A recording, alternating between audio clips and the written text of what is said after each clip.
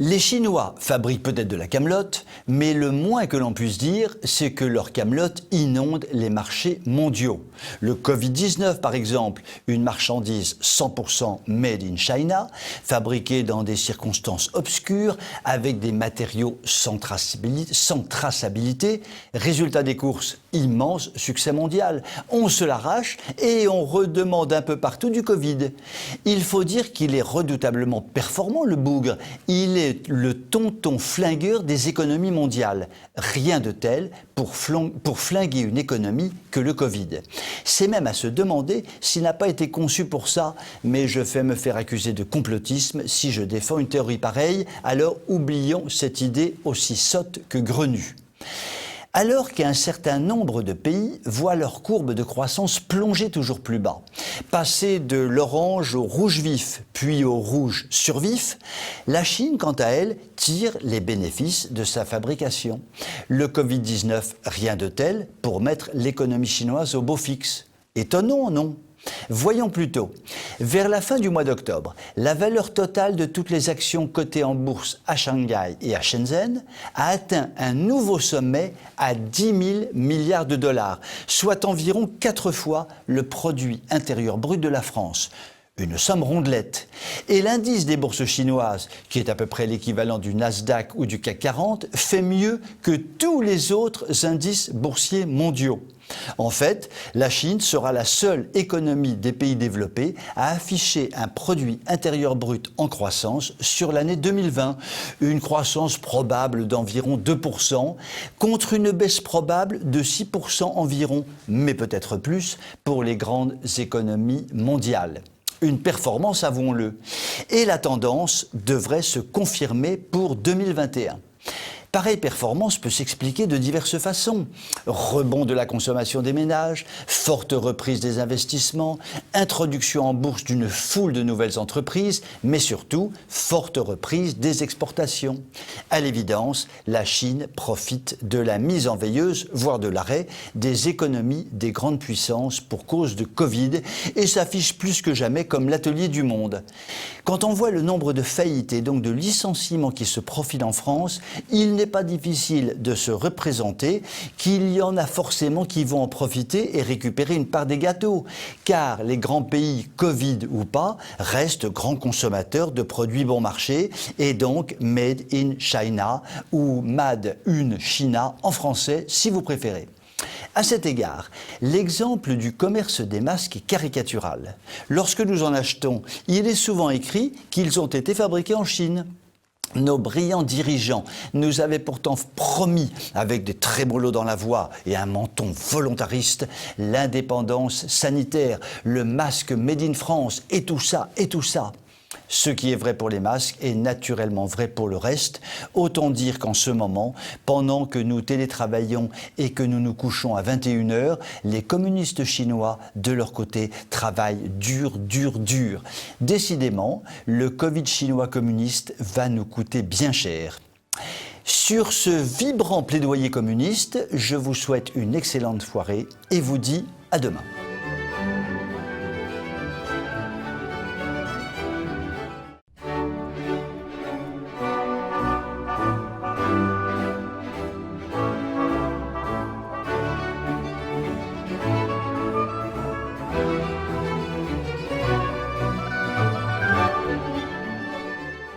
L'élection présidentielle américaine a eu lieu, l'épidémie du coronavirus continue de sévir, Poutine est toujours au pouvoir, Johnson bataille en Angleterre et la France est en guerre. Pour faire court, sans faire long, les sujets polémiques ne manquent pas et nous en savons tous quelque chose. D'ailleurs, nous en savons peut-être trop quelque chose et ce trop ne colle pas. Il faudrait que nous en sachions moins. C'est en tout cas ce que pensent les censeurs internationaux, que sont ceux que l'on appelle communément les Big Tech ou les GAFA, comme on les appelle aussi. Tout ce petit monde surpuissant veille au grain. Il surveille qu'il n'y ait pas trop de dérapages susceptibles de mettre à mal l'ordre mondial immoral et libéral auquel il travaille avec acharnement et conscience depuis tant d'années. C'est pour cette raison que Facebook Facebook en français, travaille d'arrache-pied à mettre sur pied un nouveau système de censure des propos dérangeants. Un système inodore et discret qui s'apparente en réalité à de la vraie graine de totalitarisme. Les ingénieurs de Facebook sont donc allés prospecter en Chine pour dégoter des experts en contrôle de l'opinion. Rien d'étonnant. De très grands spécialistes mondiaux du sujet savent que les Chinois sont de vrais petits génies car ils sont parfaitement capables de contrôler et sanctionner efficacement les contenus qu'il faut interdire. Ah, cette Chine communiste! L'outil en phase d'expérimentation s'appelle le Hate Speech Engineering. Admirez mon accent. En traduction française approximative, hâte-toi de piquer l'engin. Bon, en vraie traduction française, la machine contre le discours de haine. Les Chinois ont donc créé la machine contre le discours de haine. Vaste programme, ce me semble. Comment qui marche le machin? C'est vraiment diabolique. Il s'agit d'apprendre au code du programme Facebook à trier les informations que nous publions de telle sorte que les contenus dits interdits paraissent en dernier sur nos écrans, tout en bas de la page, là où nous n'allons jamais car nous sommes paresseux. En revanche, les contenus inoffensifs, eux, sortiront toujours en premier. C'est simple, il fallait simplement y songer. En ce moment, les ingénieurs de Facebook font des tests sur des centaines de versions différentes de classement pour obtenir un résultat optimal. Il s'agit en fait d'éliminer ce que les patrons du géant des réseaux sociaux appellent, je cite, le contenu limite. Le contenu limite étant tout simplement ce qu'il faut censurer car contraire à l'idéologie totalitaire de Facebook en français. Et là où l'arme qu'ils sont en train de concocter est absolument redoutable, c'est que le fameux contenu limite n'est pas supprimé. Non, il est simplement rétrogradé. C'est donc beaucoup plus difficile d'identifier la censure en marche et de la dénoncer. Interdire pour interdire, c'est bon pour la Corée du Nord ou ce gros facho pourri de Lochner. Le libéralisme mondialiste, lui, la joue beaucoup plus finement, parfaitement indolore et indécelable. Et ainsi, subrepticement, l'opinion sera plus contrôlée que jamais, garantissant aux vidéos de lapins roses, de petits chats bruns ou autres publications bisounours d'arriver toujours en tête des publications. À l'inverse, les contenus pro-Poutine ou anti-Macron seront, eux, relégués au fond des tiroirs, donc aux oubliettes et la bobinette chérera. Il reste pourtant une solution. À quand un milliardaire de droite, un Soros conservateur pour financer des armes alternatives? En attendant, nous pouvons toujours migrer sur VK. Ça marche comme Facebook, mais c'est hébergé en Russie et la parole y est libre. God save Russia. Sur cette conclusion diablement russophile, je vous souhaite une excellente soirée et vous dis à demain.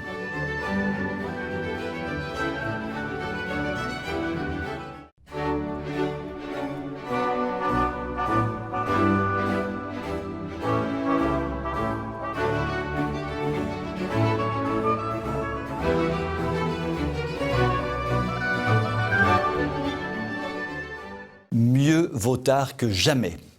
150 ans après sa construction, la basilique du Sacré-Cœur de Montmartre va être classée monument historique. Nous imaginions sans doute qu'elle était depuis longtemps. Eh bien, pas du tout. La procédure vient d'être lancée à l'initiative de la Direction régionale des affaires culturelles d'Île-de-France et en partenariat avec la ville de Paris. Pour une fois, la folle dingo d'Hidalgo a mis de côté son anticatholicisme primaire et viscéral. Qu'à cela ne tienne, d'autres se sont chargés de faire connaître leur vigoureuse opposition au classement. Élus communistes, dignitaires francs-maçons, associations laïcardes, tous les représentants des ligues de la vertu républicaine se sont levés contre cette décision. Et pourquoi ça? Parce qu'il paraît que c'est une insulte à la mémoire des communards. Et puis le Sacré-Cœur, c'est un symbole de l'ordre moral. Ces années durant lesquelles la France hésitait entre le drapeau blanc et le drapeau bleu-blanc-rouge. Essayons de rétablir un peu de vérité historique. Le projet d'ériger une basilique sur le Mont des Martyrs voit le jour dès la fin de l'année 1870, donc avant qu'éclate la Commune de Paris. Et cela dans un contexte international angoissant, les Français ont perdu la guerre et ont lâchement abandonné le pape à Rome. Dans ce contexte, il s'agissait d'implorer pour la France le pardon et la miséricorde par une supplique au Sacré-Cœur de Jésus. La Commune éclate quelques mois plus tard, en mars 1871, mais cela retarde le projet et finalement sur la colline, pendant la Commune notamment, on se massacre gaillardement. Avec le retour au calme, s'instaure sur place une concurrence mémorielle pour parler en verbiage contemporain. Comment appeler cette colline? Montmartre? Mont des Martyrs? Mont-Saint-Denis, du nom du patron de Paris décapité à cet endroit, colline de la révolte communarde, outrageusement anti-religieuse. Quoi qu'il en soit, la première pierre de la basilique n'est posée qu'en 1875. Et finalement, la basilique du Sacré-Cœur est achevée en quelques années et devient un monument incontournable de la capitale. L'on aurait pu penser que les années passant, la basilique soit définitivement plébiscitée par les Parisiens de toute obédience. Mais non! Les idéologues ont la dent dure. Il y a quelques années, à l'occasion d'un budget participatif, Yann Brossat, élu communiste de la capitale, avait proposé la destruction pure et simple de la basilique, suggérant même la démolition totale, entre guillemets, de ce qu'il appelle la entre guillemets encore, la verrue versaillaise. Et tout cela à l'occasion d'une grande fête populaire. Rien que ça. Idée d'ailleurs reprise par des hommes politiques ou des journalistes de 3e ou 4e plan et remplan-plan et rataplan. Nous rappellerons utilement à notre élu communiste, probablement adepte des crimes staliniens, ainsi qu'à ses comparses de 3e ou 4e zone, que le Sacré-Cœur est aujourd'hui le monument le plus visité de Paris et est connu du monde entier. Concrètement, cela signifie que chaque année, la Sainte Basilique rapporte via le tourisme et les affaires qu'il génère un certain nombre d'euros sonnants et trébuchants que nos gauchistes patentés sont bien heureux de trouver dans les caisses de la mairie de Paris. Cela peut servir pour financer les délires LGBT par exemple, mais les révolutionnaires du XXIe siècle sont trop obtus pour comprendre que la basilique du Sacré-Cœur est mise à contribution pour servir leurs médiocres intérêts. Aujourd'hui, grâce à la sauvegarde du patrimoine, l'on peut se dire que la destruction du Sacré-Cœur n'est pas programmée pour demain matin. Nous respirons, mais attention, les déconstructeurs hystériques veillent. Pour conclure, remettons donc au goût du jour le cantique qui fit la joie des années 1870, Dieu de clémence, ô Dieu vainqueur, sauvez Rome et la France au nom du Sacré-Cœur. Sur cette conclusion céleste, je vous souhaite une très belle soirée et je vous dis à demain.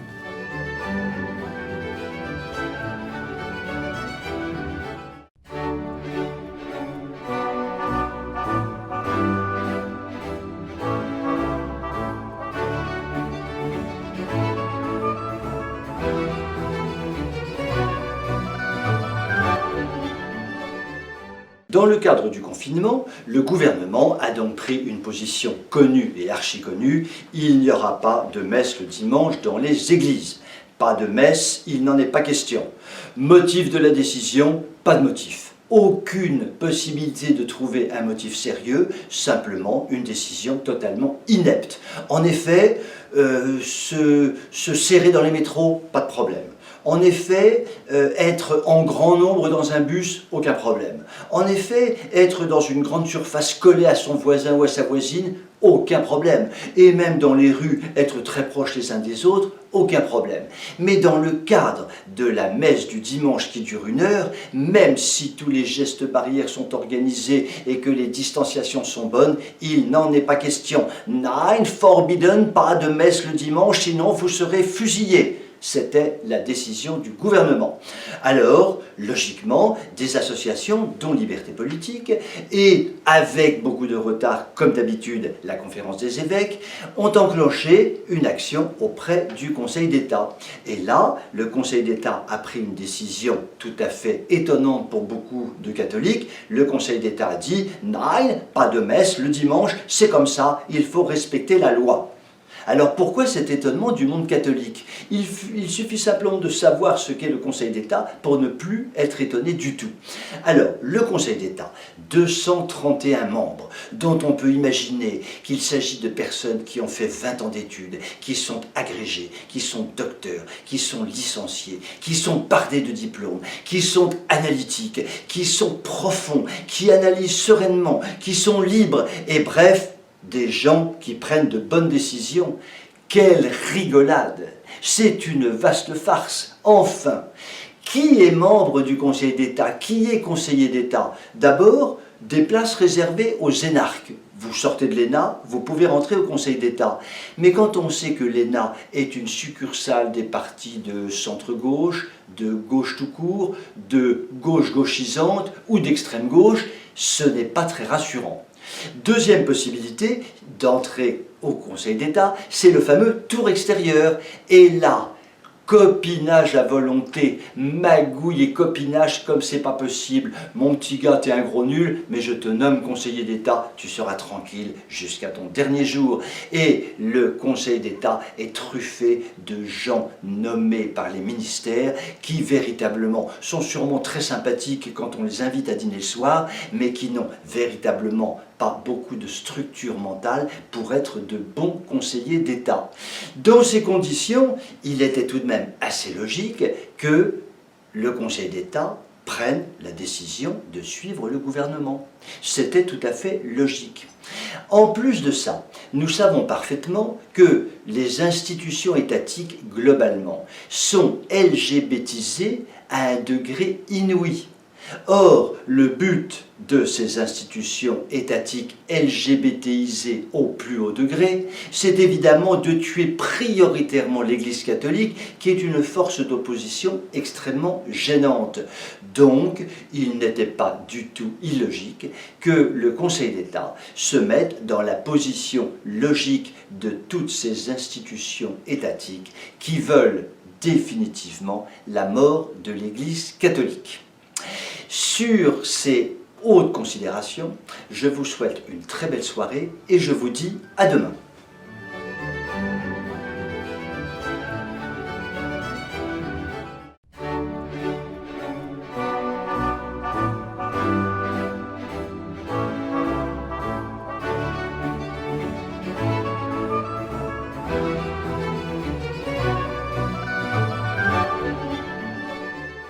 Le film documentaire de Pierre Parnéras, le fameux film Hold Up, qui est sorti il y a quelques jours, fait un véritable tabac. Il a été vu par des centaines de milliers de personnes, sans doute maintenant par plusieurs millions de personnes. Il est commenté partout et surtout, grande réjouissance, il affole complètement le système politico-médiatique qui s'en étouffe de fureur et qui ne sait par quel bout prendre le sujet pour éteindre l'incendie. Et rien que pour cette raison, il faut absolument voir ce film documentaire. Il faut le voir car c'est un acte de résistance contre le système politico-médiatique qui ment tout le temps. Et ce film documentaire Hold Up, pour ça, est une grande bouffée d'oxygène. Finalement, que l'on soit d'accord ou non avec le film, ça n'est pas le sujet. Il est un acte résistant de le voir. À nous, enfants de la patrie, le film Hold Up est arrivé. Donc, il faut le voir. Mais indépendamment du fait qu'il faille le voir, il y a dans ce film documentaire 1 ou 2 minutes qui sont véritablement terrifiantes. C'est vers la fin du film documentaire. Nous avons là un docteur, le docteur Alexandre, fondateur de Doctissimo, qui d'ailleurs a vendu Doctissimo, qui est maintenant immensément riche grâce à Doctissimo, et nous avons ce docteur Alexandre qui fait une conférence devant des élèves de Polytechnique et de Centrale. Et là, ce qu'il dit est tellement énorme, est tellement effrayant, que mes cheveux s'en sont dressés sur la tête, au point d'ailleurs que j'aurais pu m'en faire un chignon. Que dit le docteur Alexandre? Il explique aux polytechniciens et aux centraliens, à ses jeunes élèves, il explique qu'ils sont des hommes qui seront des dieux, que ce sont des intellectuels qui eux seuls seront capables de comprendre le monde et de le diriger, ils seront les winners. Et de l'autre côté, il y aura cette grande masse de gens totalement nuls, totalement stupides, totalement incompétents. Il les appelle les losers, il ose les appeler les gilets jaunes. Ce docteur Alexandre est d'un mépris, d'un orgueil, d'un fascisme absolument insupportable. Et en réécoutant plusieurs fois ce petit passage, j'ai vu défiler, comme dans un rêve, Marx, Lénine, Staline, Pol Pot, Mao, Hitler, Goebbels, Himmler et tant d'autres salopards de cet acabit. Ce professeur, ce docteur, professeur devant des élèves, mais il n'est que docteur, Alexandre, ce docteur Alexandre dépasse en quelques mots tout ce que l'on peut imaginer d'effrayant dans le monde qui se dirige vers nous à vive allure, ce monde que nous appelons, que les élites appellent de tous leurs vœux, ce monde divisé en deux parties, les winners, les riches, les intellectuels, ceux qui méritent de diriger, et les losers, les sans-dents, les minables, les sans-grades, tous ceux qui sont véritablement des inutiles, j'emploie son propre mot, des inutiles. Nous voyons à quel point les esprits sont dévoyés. Et je me suis souvenu de Macronor Covidor Terminator qui disait que nous étions en guerre. Eh oui, il n'a pas complètement tort. La seule chose, ce n'est pas tout à fait la guerre qu'il nous décrivait. Il y a effectivement une guerre redoutable qui s'annonce entre ceux qui se prennent pour des dieux, les winners, les 20% peut-être des élites mondiales qui considèrent qu'ils ont droit de vie et de mort sur les losers, les crétins patentés, les gilets jaunes, qui représentent 80% de la population, qui sont des inutiles, qu'il faudra sûrement diriger d'une main de fer, et pourquoi pas un jour supprimer si cela est nécessaire. J'en parlais assez ébranlé tout de même à ma tante Gertrude, qui m'a répondu « Ah ben mon petit gars, il est sûr que ça va chauffer très fort, et quand ça chauffe très fort, ça chauffe très fort ». Sur cette conclusion très chaleureuse, je vous souhaite un excellent week-end et je vous dis à lundi prochain.